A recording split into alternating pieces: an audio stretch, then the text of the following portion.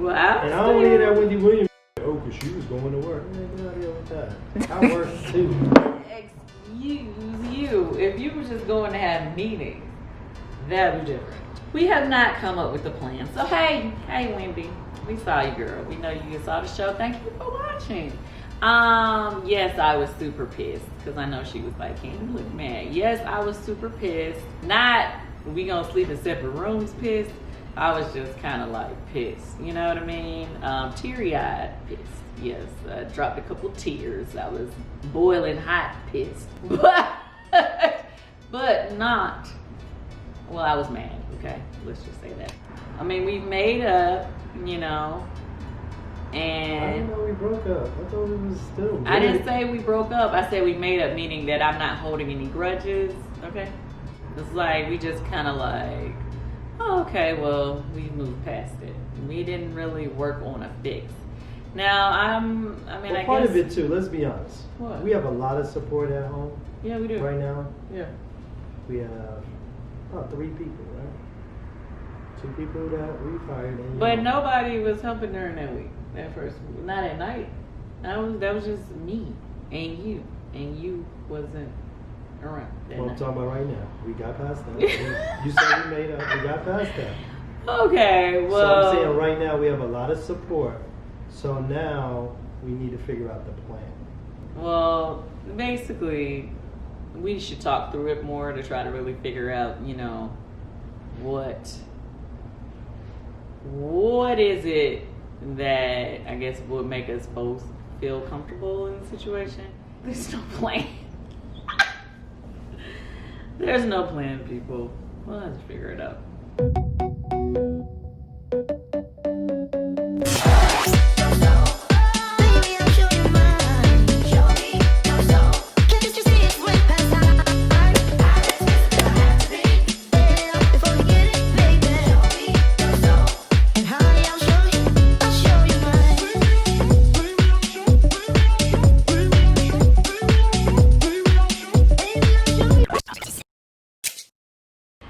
Everybody, what's up? This is your girl Kandi and Todd.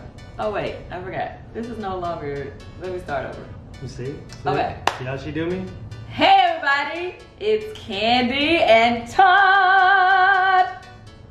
Yes. Yeah, she got it right that time. Good job. And Shadina. Shadina is our special guest today. Special guest. Special guest. So we decided to do this video because obviously on the Real Housewives of Atlanta right now, there's a lot of information and talk about us going through the whole process of surrogacy. Right? Yeah. I guess there's a face to surrogacy now, and that would be the 3 of us. I don't know about the 3 of us. I think it's Shadina. Well, she's a surrogate, but the face of the experience. The experience, the full situation. Face of surrogacy. People who needed to find someone to help them in their journey to get a beautiful baby. Who would think black people would be having surrogates? I would have never. I would have never thought in my lifetime that me and my wife would have a surrogate. Like, really? Who does that? Actually, are we gonna talk about who does that? Like, no, I had a someone that I was cool with. I'm not gonna say their name or whatever, but it was a while back. But when we first started going through the process, she reached out to me and was like, "Hey, Kandi, I'm sure you probably never knew this, but that's how I had my daughter through surrogacy." Oh, wow. She told me that, and so I didn't know. Surrogacy taboo and it is. Period. Or? It is. Especially in our community as well. Yeah, definitely. It's like unheard of, unspoken, hush hush. Right. I agree. Why? I guess since we were going through the process, they were like, no, don't be friendly. Like they're the carrier. Keep it business and don't get too attached. As far as emotionally. Why do they? I don't know. That is kind of weird. They were, when they kind of connected us and kind of talked about some of the things, they were like, don't get too close. Don't. I mean, I don't know why they say that. I guess it just depends on, what fits best for you guys and what works best for the surrogate. Sometimes the surrogate don't, want to know the parents, and the parents don't want to know the surrogate. Like they want that relationship. But that is right. They were saying like don't connect to social media. Oh, right. I forgot about that. Yeah, because You said that. Yeah, we had to go through counseling before we could even get approved to do this whole process of surrogacy with Shadina. She had to go through counseling, like officially, like with the doctor, get signed off. You know what I mean? She had to do the psych eval. We had to do the psych evaluation, and then we all three had to do it together. And then the evaluation, okay, before y'all minds go crazy. Anyway, but then in the evaluation, they basically were, kind of like bringing up all these questions of how to basically communicate with each other, deal with each other. Right. And one of the things they said to me was like, yeah, you should never follow her on social media. Y'all shouldn't follow each other. And it was just a lot. And so I was, at first, I really was trying to stick to it and be like, okay, I'm not going to follow her on social media. But you want to know, right? Yeah, I was just like, but I mean, after we started being cool, I was just like, I mean, is that really a problem for me to be cool with her? And I think part of it might not be cool. It might be some of the things you may see on that person's page, and it may make you feel like, are you doing this or are you doing that? You're really gonna learn somebody about who they are from their social media. Now that is true, because if you would have been out at the club, turning up, I would have been like, what the hell? You don't sit your down. Right. But yeah, but they said the same thing about me, but I was like, well, I was already following her, beforehand, so not follow her because of the situation. Like Dr. Jackie called me like in April, and she's like, I got this client. I got a patient, a public figure that wants one. Do you know anybody want to do it? And I kind of just brushed her off. I was like, I gave her the information and went on about my business. And then she called me a couple months later again and was like, well, would you consider doing like the mentorship with them? And I was like, sure. And speaking to them about it, I said, sure. And then I said, well, wait a minute, it depends on who it is. And she was like, she told me, I was like, oh, of course, knowing that it was you guys. And I was like, of course, I'll meet with them, speak to them, and we'll go from there. Mm-hmm. And it really wasn't then that I decided that I would do it again. But then me and Dr. Jackie had a conversation and it was like, really would like to be able to use you. And then I think we had spoke one time. Kandi asked you. Yeah. You were there just to speak with us. Yeah. And she like, what you doing for us? And you like, well, I mean, wait a minute. Well, because obviously, it's so many things you have to really, as a parent, they call you the intended parent before you actually had the baby, whatever. But as a parent, you about to put your baby inside of somebody else's body, right? So you have to get comfortable with that thought. You got to be comfortable with the person that you choose, and it's so many questions and different things that go into it. But what made me comfortable was the fact that Shadina, you and Dr. Jackie had already had a relationship. Y'all had already been through the experience together before, and it went well. And so for me, even though I didn't know you well myself in the beginning, the fact that she knew you well and that she felt so good about you that she would, introduce you to us. To me, that said a lot. Particular clinic that we had our embryos at, they prefer that families use a surrogate who's already been a surrogate before. It's already hard to find a surrogate, okay? Right. So then once you put all these extra stipulations on it, it was like, okay, where are we going to find this person at? And it just so happened that you, the angel, was sitting there right all along with Dr. Jackie. Right. So it just kind of like, it just seemed like it was meant to be. You both have to decide. How did we decide that she's the one? Dr. Jackie. Yeah, Dr. Jackie. Just her being there with Dr. Jackie, just the trust we have for Dr. Jackie, the respect we have for Dr. Jackie. I just knew. Right. I'm just saying for me. Go ahead. I just knew she wouldn't put anybody in front of us who, wouldn't be a right fit for us. Right.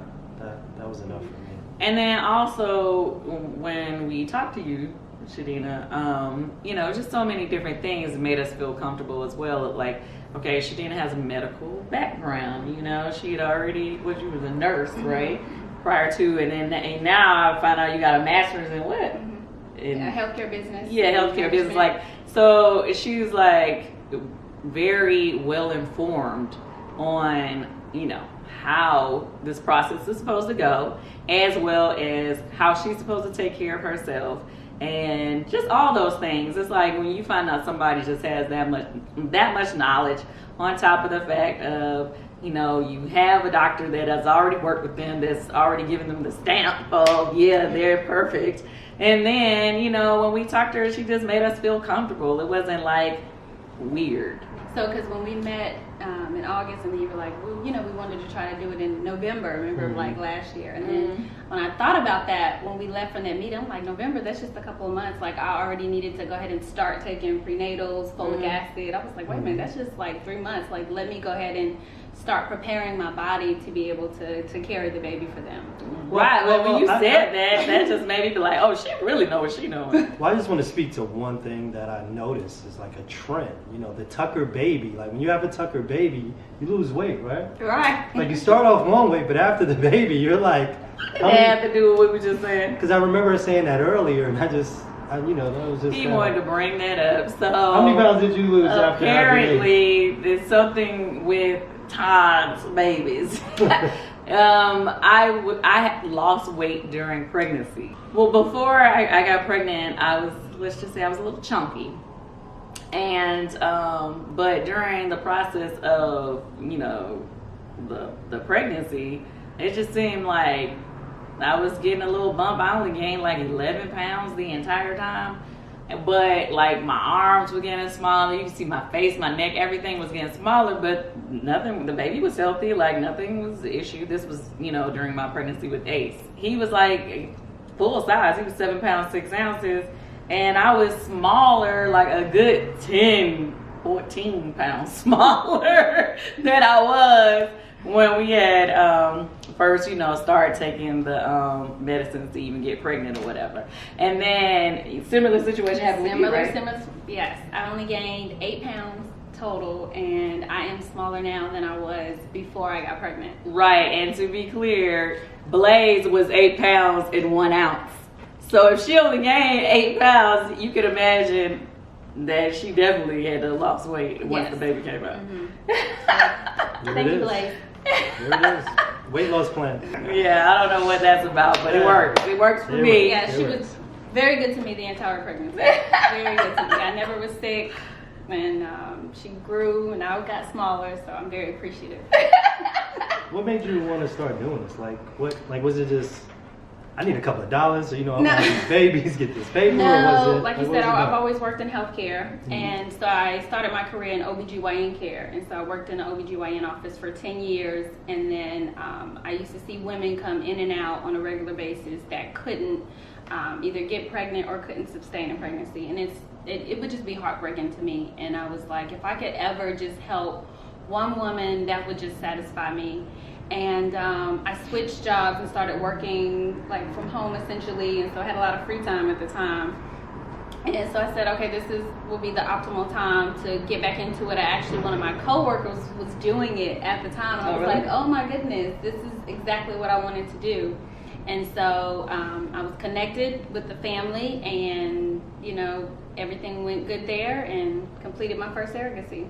Wow. You know, it's so much more to kind of like share with people, but Todd and I we told Shadina that really we feel like she needs to help more people, and not necessarily physically, because she can't have babies for everybody. Right. But we were like, if she could consult people through the process, kind of like what she was going to do for us when we first initially started having a conversation with her.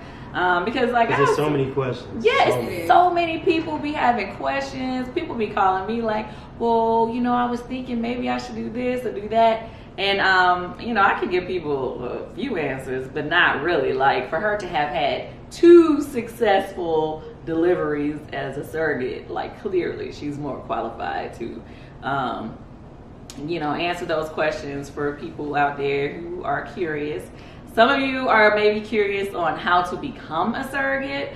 Some of you may be curious on, you know, the steps and if they should take the steps to go forward to using a surrogate, any of those questions that you may have, I would suggest that you direct them over to Shadina. So we have a surrogacy agency. It's called Surrogacy Miracles and Consulting, and we do one-on-one walkthrough with the whole process. You can call and get a consultation to really get the ins and outs on what surrogacy looks like, not only for the surrogate but also for the parents. We've got an IG at Surrogacy Miracles, and the company Surrogacy Miracles Consulting. So basically, I just felt like it was very important that, I didn't really understand what?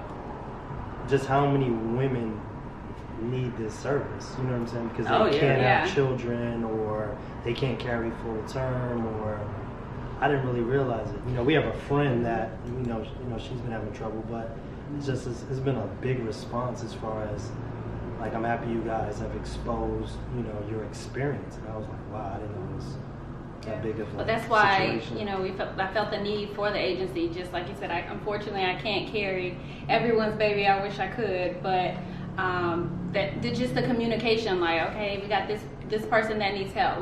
This person need help. So then it has to go to the next level of being able to connect other people.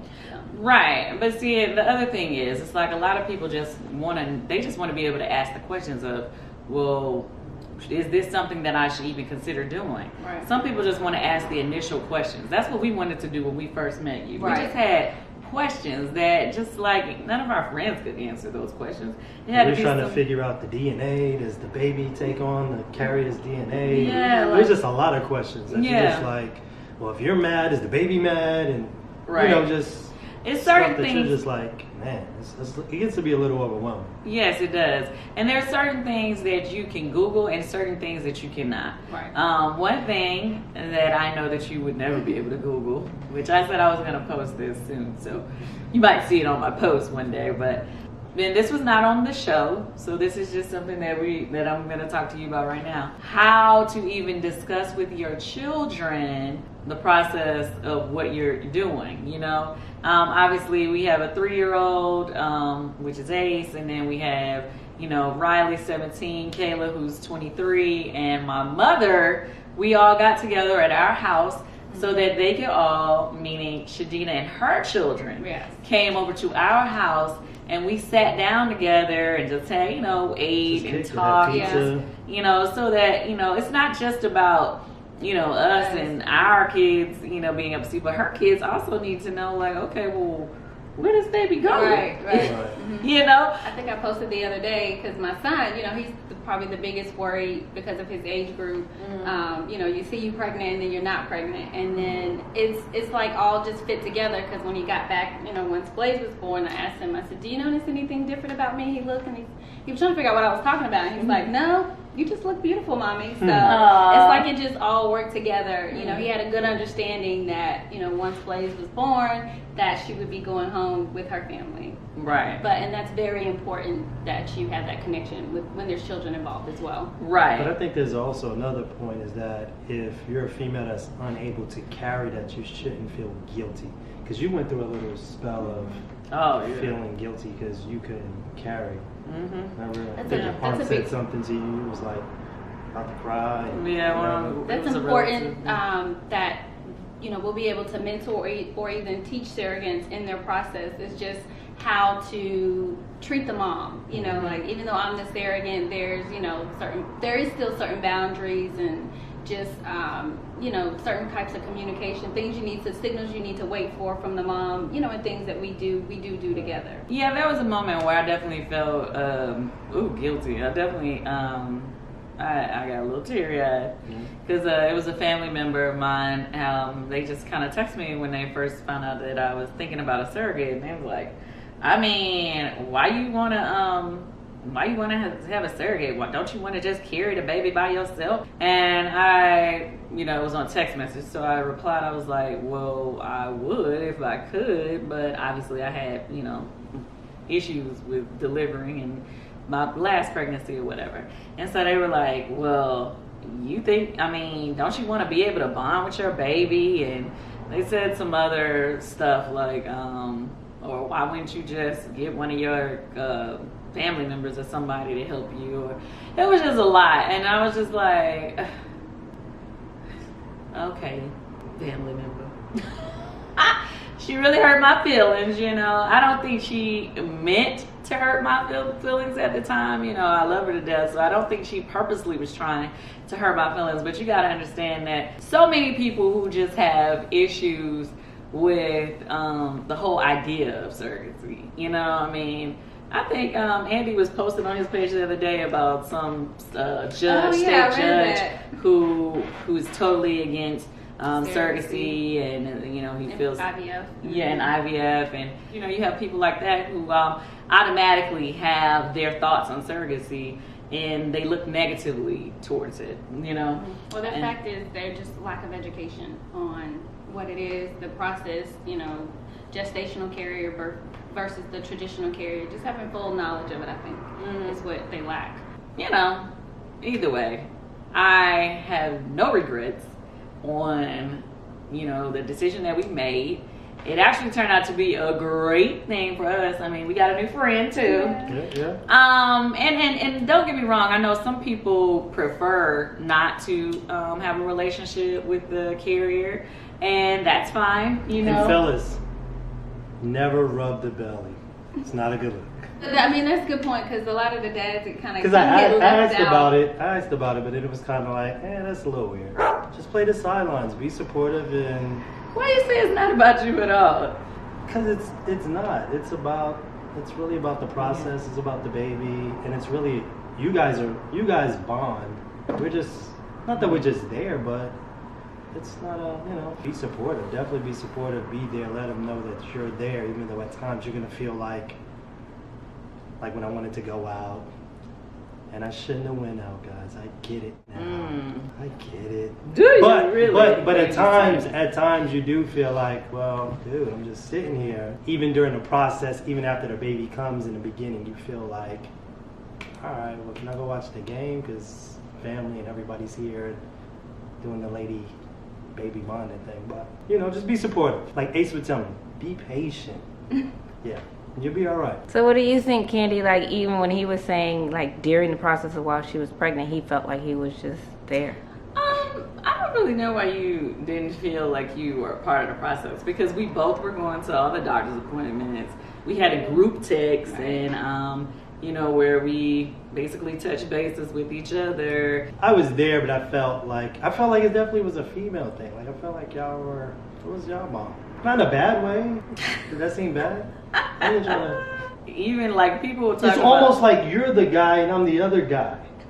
So you're bonding with her and rubbing the belly, and I'm like, yeah, I get that? Like, does that make better sense?